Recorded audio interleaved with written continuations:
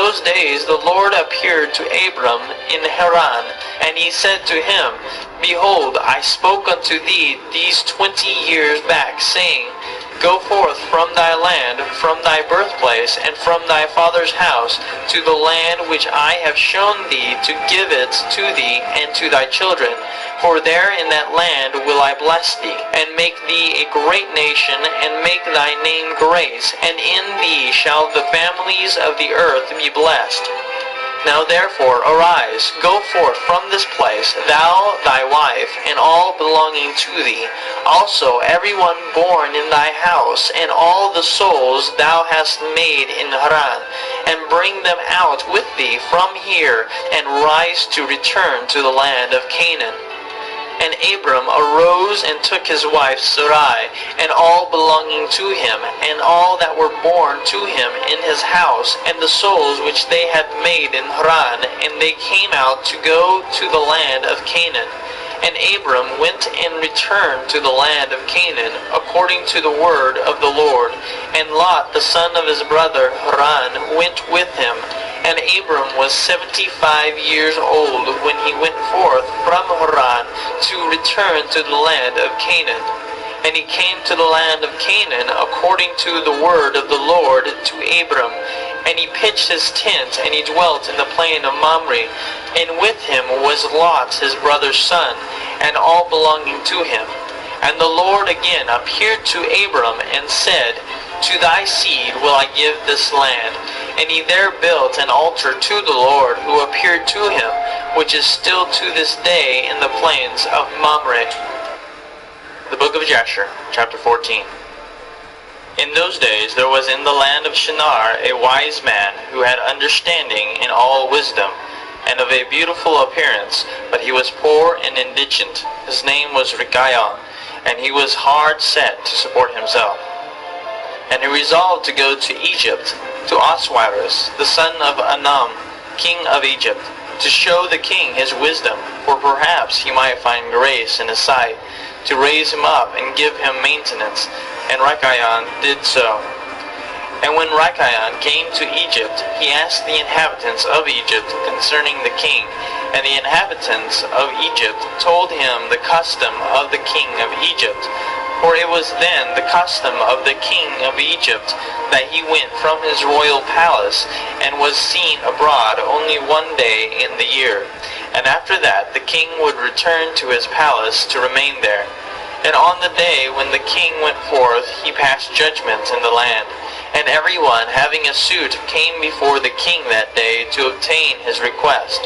And when Rikayon heard of the custom in Egypt, and that he could not come into the presence of the king, he grieved greatly and was very sorrowful. And in the evening Rikayon went out and found a house in ruins, formerly a bakehouse in Egypt, and he abode there all night in bitterness of soul and pinched with hunger, and sleep was removed from his eyes. And Rikayon considered within himself what he should do in the town until the king made his appearance, and how he might maintain himself there. And he rose in the morning and walked about, and met in his way those who sold vegetables and various sorts of seed with which they supplied the inhabitants. And Rikayon wished to do the same in order to get a maintenance in the city. But he was unacquainted with the custom of the people, and he was like a blind man among them. And he went and obtained vegetables to sell them for his support. And the rabble assembled about him and ridiculed him, and took his vegetables from him and left him nothing. And he rose up from there in bitterness of soul, and went sighing to the bakehouse in which he had remained all the night before, and he slept there the second night. And on that night again he reasoned within himself how he could save himself from starvation, and he devised a scheme how to act. And he rose up in the morning and acted ingeniously, and went and hired 30 strong men of the rabble, carrying their war instruments in their hands. And he led them to the top of the Egyptian sepulchre, and he placed them there. And he commanded them, saying, Thus saith the king, Strengthen yourselves, and be valiant men, and let no man be buried here until 200 pieces of silver be given, and then he may be buried. And those men did according to the order of Rachayon to the people of Egypt the whole of that year. And in 8 months' time Rachayon and his men gathered great riches of silver and gold. And Rachayon took a great quantity of horses and other animals, and he hired more men, and he gave them horses, and they remained with him. And when the year came round, at the time the king went forth into the town, all the inhabitants of Egypt assembled together to speak of him concerning the work of Rachayon and his men. And the king went forth on the appointed day, and all the Egyptians came before him and cried unto him, saying, May the king live forever. What is this thing thou doest in the town to thy servants, not to suffer a dead body to be buried until so much silver and gold be given? Was there ever the like unto this done in the whole earth from the days of former kings, yea, even from the days of Adam unto this day, that the dead should not be buried only for a set price? We know it to be the custom of kings to take a yearly tax from the living. But thou dost not only do this, but from the dead also thou exactest a tax day by day. Now, O king, we can no longer bear this, for the whole city is ruined on this account, and dost thou not know it? And when the king heard all that they had spoken, he was very wroth, and his anger burned within him at this affair, for he had known nothing of it. And the king said, Who and where is he that dares to do this wicked thing in my land without my command? Surely you will tell me. And they told him all the works of Rachayon and his men. And the king's anger was aroused, and he ordered Rachayon and his men to be brought before him. And Rachayon took about 1,000 children, sons and daughters, and clothed them in silk and embroidery, and he set them upon horses, and sent them to the king by means of his men. And he also took a great quantity of silver and gold and precious stones, and a strong and beautiful horse as a present for the king, with which he came before the king and bowed down to the earth before him. And the king, his servants, and all the inhabitants of Egypt wondered at the work of Rachayon, and they saw his riches and the present that he had brought to the king. And it greatly pleased the king, and he wondered at it. And when Rachayon sat before him, the king asked him concerning all his works. And Rachayon spoke all his words wisely before the king, his servants, and all the inhabitants of Egypt. And when the king heard the words of Rachayon and his wisdom, Rachayon found grace in his sight. And he met with grace and kindness from all the servants of the king and from all the inhabitants of Egypt, on account of his wisdom and excellent speeches. And from that time they loved him exceedingly. And the king answered and said to Rachayon, Thy name shall no more be called Rachayon, but Pharaoh shall be thy name, since thou didst exact a tax from the dead. And he called his name Pharaoh. And the king and his subjects loved Rachayon for his wisdom, and they consulted with all the inhabitants of Egypt to make him prefect under the king. And all the inhabitants of Egypt and its wise men did so, and it was made a law in Egypt. And they made Rachayon Pharaoh perfect under Osiris, king of Egypt. And Rachayon Pharaoh governed over Egypt, daily administering justice to the whole city. But Osiris the king would judge the people of the land one day in the year, when he went out to make his appearance. And Rachayon Pharaoh cunningly usurped the government of Egypt, and he exacted a tax from all the inhabitants of Egypt. And all the inhabitants of Egypt greatly loved Rachayon Pharaoh, and they made a decree to call every king that should reign over them and their seed in Egypt Pharaoh. Therefore all the kings that reigned in Egypt from that time forward were called Pharaoh unto this day. The book of Jasher, chapter 15. And in that year there was a heavy famine throughout the land of Canaan, and the inhabitants of the land could not remain on account of the famine, for it was very grievous. And Abram and all belonging to him rose and went down to Egypt on account of the famine. And when they were at the brook Mitzrayim, they remained there some time to rest from the fatigue of the road. And Abram and Sarai were walking at the border of the brook Mitzrayim, and Abram beheld his wife Sarai, that she was very beautiful. And Abram said to his wife Sarai, Since God has created thee with such a beauty countenance, I am afraid of the Egyptians, lest they should slay me and take thee away, for the fear of God is not in these places. Surely when thou shalt do this, say thou art my sister to all that may ask thee, in order that it may be well with me, and that we may live and not be put to death. And Abram commanded the same to all those that came with him to Egypt on account of the famine. Also his nephew Lot he commanded, saying, If the Egyptians ask thee concerning Sarai, say she is the sister of Abram. And yet with all these orders Abram did not put confidence in them, but he took Sarai and placed her in a chest and concealed it amongst their vessels. For Abram was greatly concerned about Sarai on account of the wickedness of the Egyptians. And Abram and all belonging to him rose up from the brook Mitzrayim and came to Egypt. And they had scarcely entered the gates of the city when the guards stood up to them, saying, Give tithe to the king from what you have, and then you may come into the town. And Abram and those that were with him did so. And Abram with the people that were with him came to Egypt. And when they came, they brought the chest in which Sarai was concealed, and the Egyptians saw the chest. And the king's servants approached Abram, saying, What hast thou here in this chest which we have not seen? Now open the chest, and give tithe to the king of all that it contains. And Abram said, This chest I will not open, but all you demand upon it I will give.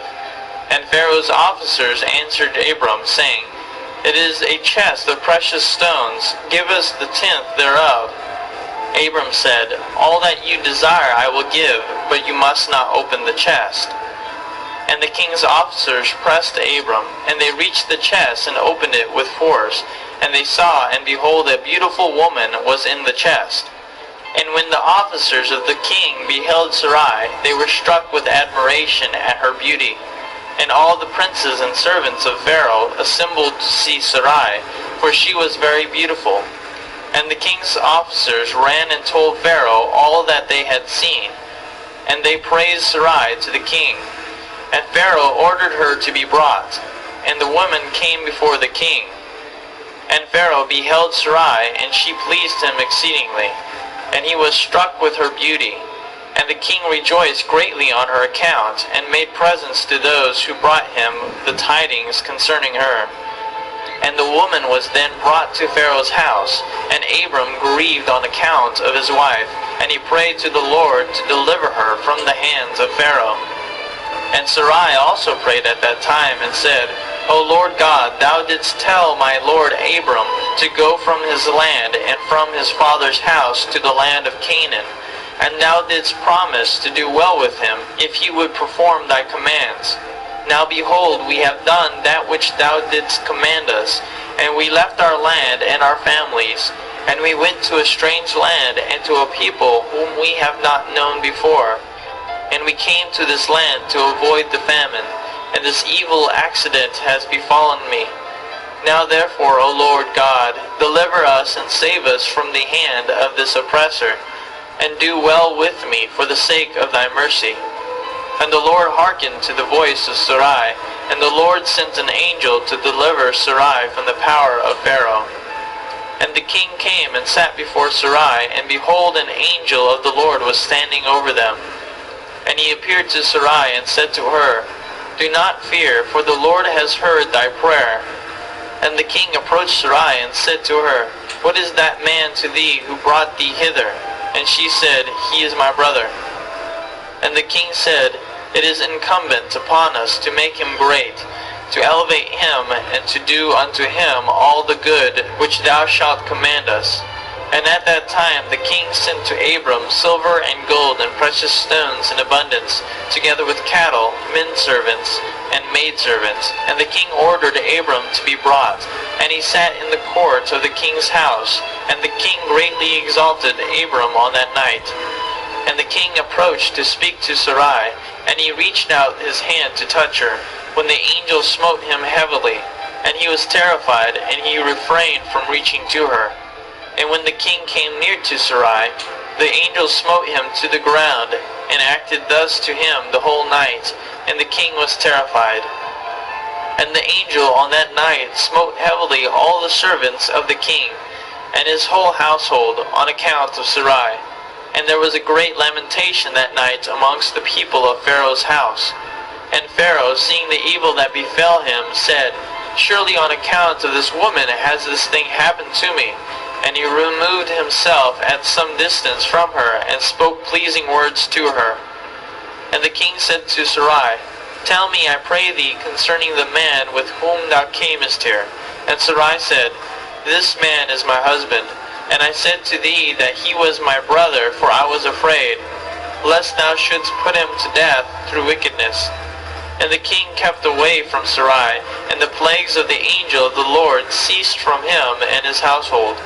And Pharaoh knew that he was smitten on account of Sarai, and the king was greatly astonished at this. And in the morning the king called for Abram, and said to him, What is this thou hast done to me? Why didst thou say, She is my sister? Owing to which I took her unto me for a wife. And this heavy plague has therefore come upon me and my household. Now therefore here is thy wife. Take her and go from our land, lest we all die on her account. And Pharaoh took more cattle, men servants and maidservants, and silver and gold to give to Abram, and he returned unto him Sarai his wife. And the king took a maiden whom he begat by his concubines, and he gave her to Sarai for a handmaid. And the king said to his daughter, It is better for thee, my daughter, to be a handmaid in this man's house, than to be a mistress in my house, after we have beheld the evil that befell us on account of this woman. And Abram arose, and he and all belonging to him went away from Egypt. And Pharaoh ordered some of his men to accompany him, and all that went with him.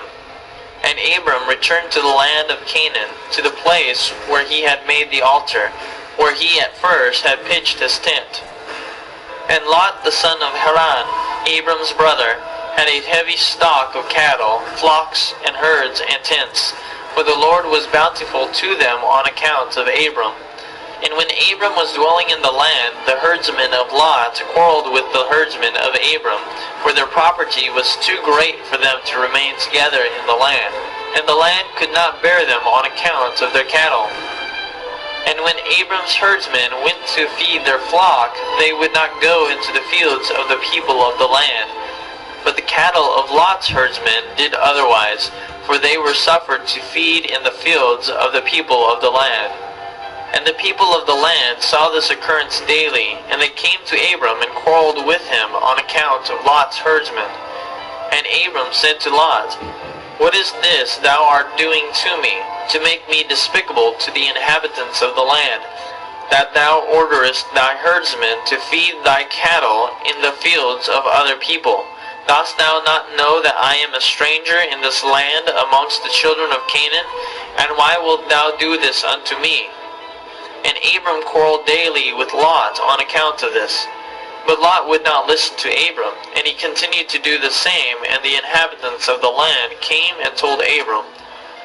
And Abram said unto Lot, How long wilt thou be to me for a stumbling block with the inhabitants of the land? Now I beseech thee, let there be no more quarreling between us, for we are kinsmen. But I pray thee, separate from me. Go and choose a place where thou mayest dwell with thy cattle and all belonging to thee. But keep thyself at a distance from me, thou and thy household. And be not afraid in going from me. For if anyone do an injury to thee, let me know, and I will avenge thy cause from him. Only remove from me. And Abram had spoken all these words to Lot. Then Lot arose and lifted up his eyes toward the plain of Jordan. And he saw that the whole of this place was well watered, and good for men, as well as affording pasture for the cattle. And Lot went from Abram to that place, and he there pitched his tent, and he dwelt in Sodom, and they were separated from each other. And Abram dwelt in the plain of Mamre, which is in Hebron, and he pitched his tent there, And Abram remained in that place many years. The book of Jasher, chapter 16. At that time Chedorlaomer, king of Elam, sent to all the neighboring kings, to Nimrod, king of Shinar, who was then under his power, and to Tidal, king of Goyim, and to Aryak, king of Elasar, with whom he had made a covenant, saying, Come up to me and assist me, that we may smite all the towns of Sodom and its inhabitants, for they have rebelled against me these 13 years. And these 4 kings went up with all their camps, about 800,000 men, and they went as they were, and smote every man they found in their road. And the 5 kings of Sodom and Gomorrah, Shinab king of Admah, Shemeber king of Zeboim, Bera king of Sodom, Bersha king of Gomorrah, and Bela king of Zoar, went out to meet them, and they all joined together in the valley of Sidon. And these 9 kings made war in the valley of Sidon, and the kings of Sodom and Gomorrah were smitten before the kings of Elam. And the valley of Sidon was full of lime pits, and the kings of Elam pursued the kings of Sodom, and the kings of Sodom with their camps fled and fell into the lime pits, and all that remained went into the mountain for safety. And the 5 kings of Elam came after them, and pursued them to the gates of Sodom, and they took all that there was in Sodom.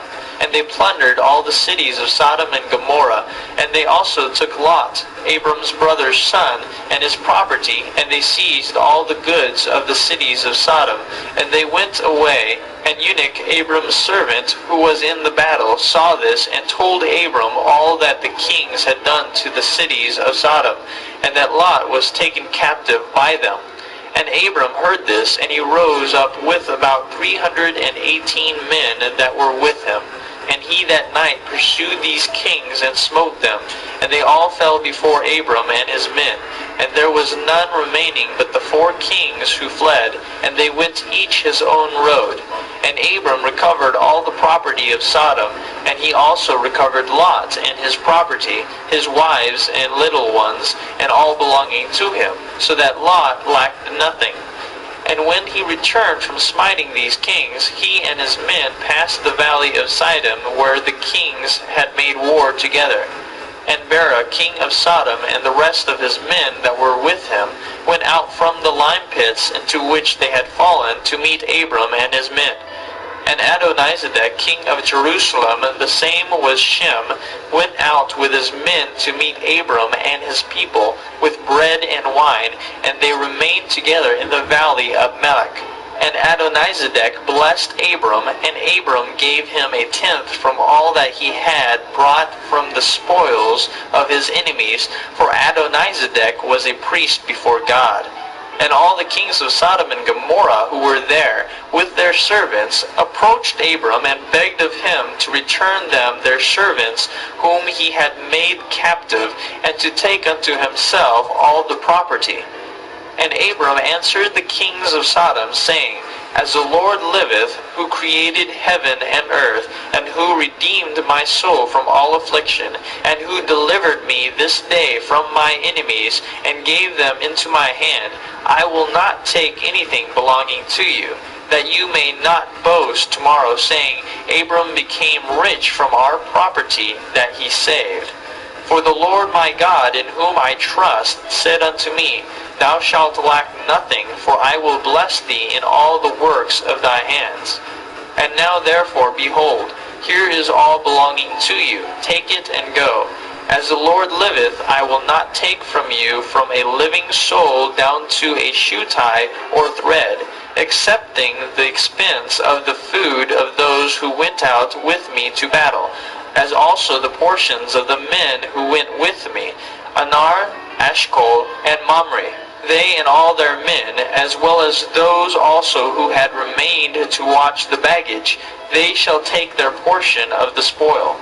And the kings of Sodom gave Abram according to all that he had said, and they pressed him to take of whatever he chose, but he would not.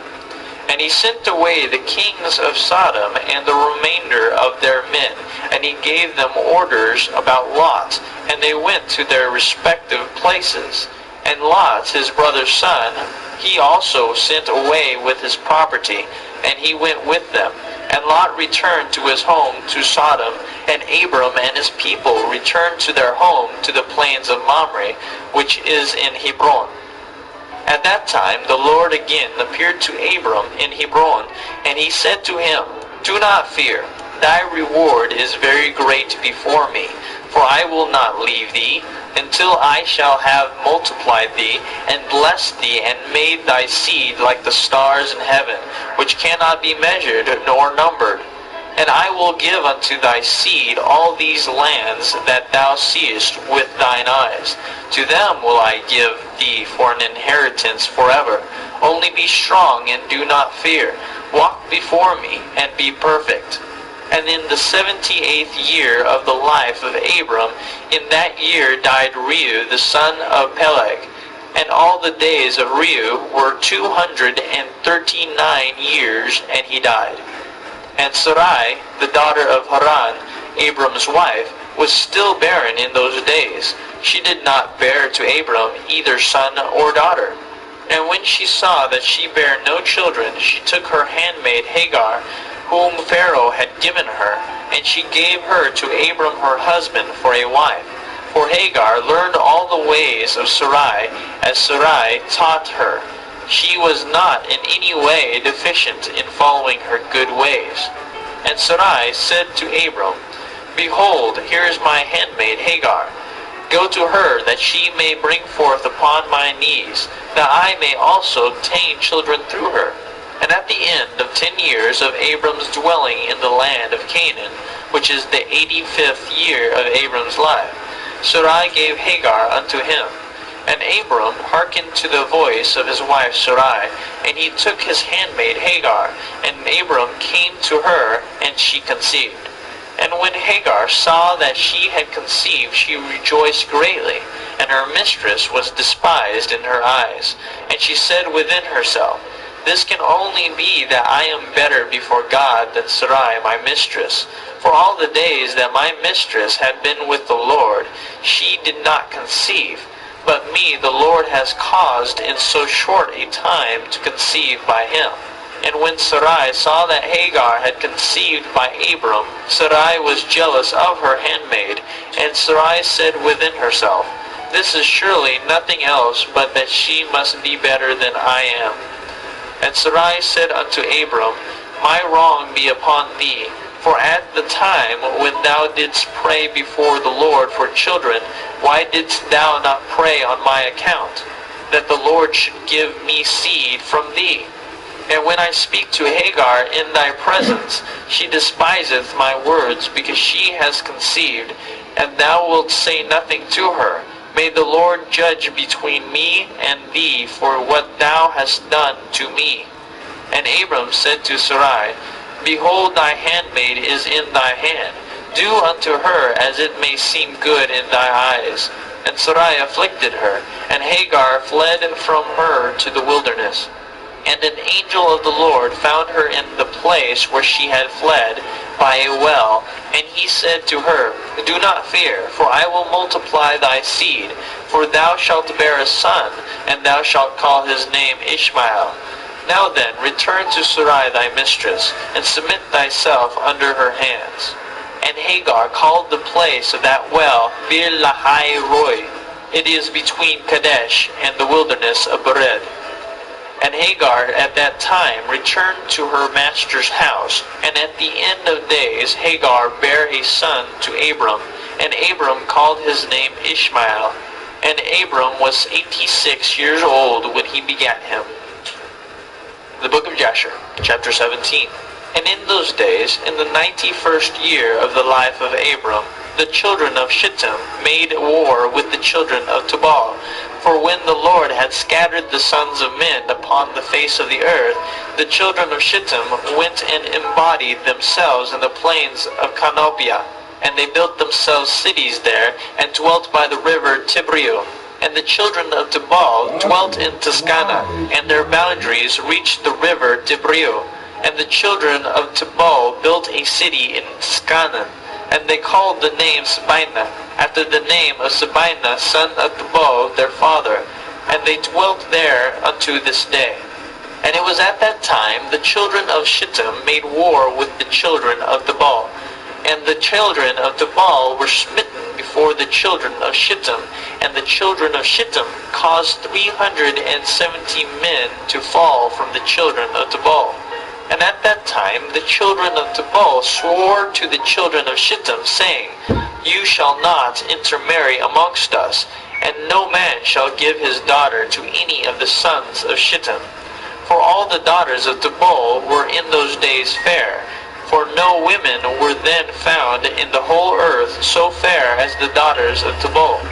And all who delighted in the beauty of women went to the daughters of Tubal, and took wives from them. And the sons of men, kings and princes, who greatly delighted in the beauty of women, took wives in those days from the daughters of Tubal.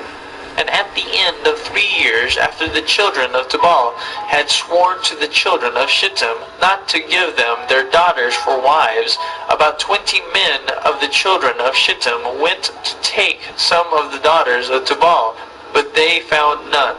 For the children of Tubal kept their oaths not to intermarry with them, and they would not break their oaths. And in the days of harvest the children of Tubal went into their fields to get in their harvest, when the young men of Shittim assembled and went to the city of Sabina, and each man took a young woman from the daughters of Tubal, and they came to their cities. And the children of Tubal heard of it, and they went to make war with them, and they could not prevail over them, for the mountain was exceedingly high from them. And when they saw they could not prevail over them, they returned to their land. And at the revolution of the year, the children of Tubal went and hired about 10,000 men from those cities that were near them, and they went to war with the children of Shittim. And the children of Tubal went to war with the children of Shittim to destroy their land and to distress them. And in this engagement the children of Tubal prevailed over the children of Shittim. And the children of Shittim, seeing that they were greatly distressed, lifted up the children which they had had by the daughters of Tubal upon the wall which had been built to be before the eyes of the children of Tubal. And the children of Shittim said to them, Have you come to make war with your own sons and daughters, and have we not been considered your flesh and bones from that time till now? And when the children of Tubal heard this, they ceased to make war with the children of Shittim, and they went away. And they returned to their cities, and the children of Shittim at that time assembled and built 2 cities by the sea, and they called one Purtu, and the other Arizah. And Abram the son of Terah was then 99 years old. At that time the Lord appeared to him, and he said to him, I will make my covenant between me and thee, and I will greatly multiply thy seed. And this is the covenant which I make between me and thee, that every male child be circumcised, thou and thy seed after thee.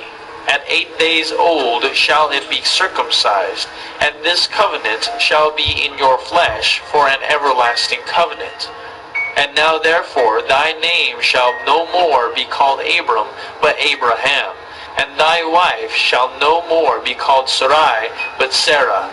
For I will bless you both, and I will multiply your seed after you, that you shall become a great nation, and kings shall come forth from you. The book of Jasher, chapter 18. And Abraham rose and did all that God had ordered him. And he took the men of his household and those bought with his money, and he circumcised them as the Lord had commanded him. And there was not one left whom he did not circumcise. And Abraham and his son Ishmael were circumcised in the flesh of their foreskin.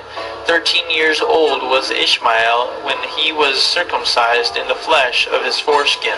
And in the 3rd day Abraham went out of his tent and sat at the door to enjoy the heat of the sun during the pain of his flesh. And the Lord appeared to him in the plain of Mamre, and sent 3 of his ministering angels to visit him. And he was sitting at the door of the tent. And he lifted his eyes and saw, And lo, 3 men were coming from a distance, and he rose up and ran to meet them, and he bowed down to them and brought them into his house. And he said to them, If now I have found favor in your sight, turn in and eat a morsel of bread. And he pressed them, and they turned in, and he gave them water, and they washed their feet, and he placed them under a tree at the door of the tent. And Abraham ran and took a calf, tender and good, and he hastened to kill it, and gave it to his servant Eliezer to dress. And Abraham came to Sarah into the tent, and he said to her, Make ready quickly 3 measures of fine meal, knead it, and make cakes to cover the pot containing the meat. And she did so. And Abraham hastened and brought before them butter and milk, beef and mutton, and gave it before them to eat before the flesh of the calf was sufficiently done, and they did eat. And when they had done eating, one of them said to him, I will return to thee according to the time of life, and Sarah thy wife shall have a son. And the men afterward departed and went their ways to the places to which they were sent. In those days all the people of Sodom and Gomorrah and of the whole 5 cities were exceedingly wicked and sinful against the Lord, and they provoked the Lord with their abominations. And they strengthened in aging abominably and scornfully before the Lord. And their wickedness and crimes were in those days great before the Lord. And they had in their land a very extensive valley, and about a day's walk. And in it there were fountains of water, and a great deal of herbage surrounding the water. And all the people of Sodom and Gomorrah went there 4 times in the year, with their wives and children.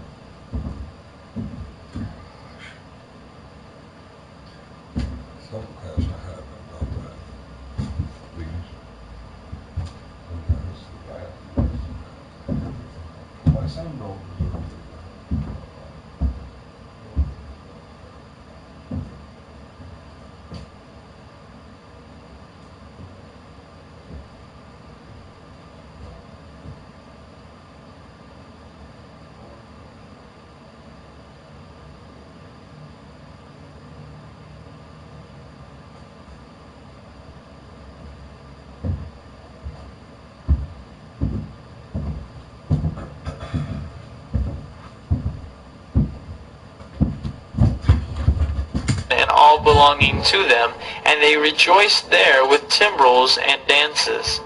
And in the time of rejoicing they would all rise and lay hold of their neighbors' wives, and some the virgin daughters of their neighbors, and they enjoyed them, and each man saw his wife and daughter in the hands of his neighbor, and did not say a word. And they did so from morning to night, and